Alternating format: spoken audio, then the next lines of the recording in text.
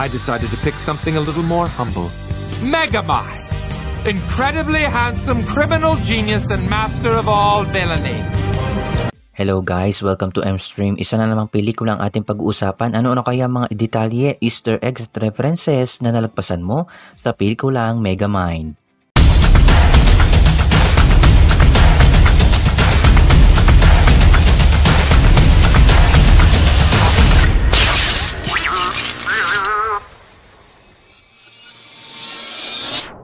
Before we begin, you can comment down below to join in my custom shoutout. Ang karakter na si Megamind ay isa rin sa mga naging paboritong kalaban ng mga manonood. At alam naman natin na ang pelikulang ito ay halos iikot sa tunggalian ng kabutihan laban sa kasamaan.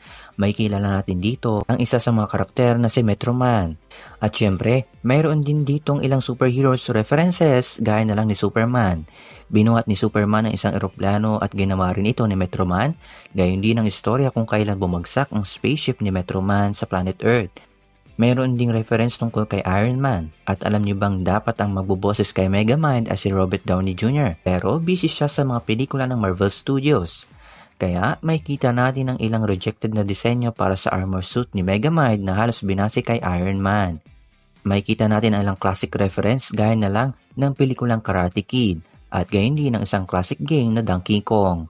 Alam naman natin ang naging kalaban sa pelikulang ito ay si Titan at ito ay maaga nating mapapansin na siya talaga ang magiging kalaban matapos niyang paulit-ulit alokin si Roxanne ng hindi magandang demand.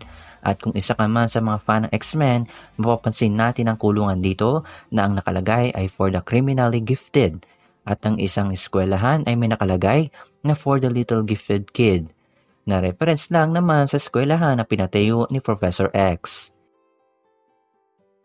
Ano pa kaya ang mga napansin nyo sa pelikulang ito? Comment ka lang dyan sa baba, tuloy lang ang suporta sa M-Stream. Huwag kalimutan mag-iwan ng like, subscribe ka na sa akin channel, smash that bell, see you on the next one. Well, use the forget-me stick. Oh, right. Just look at him.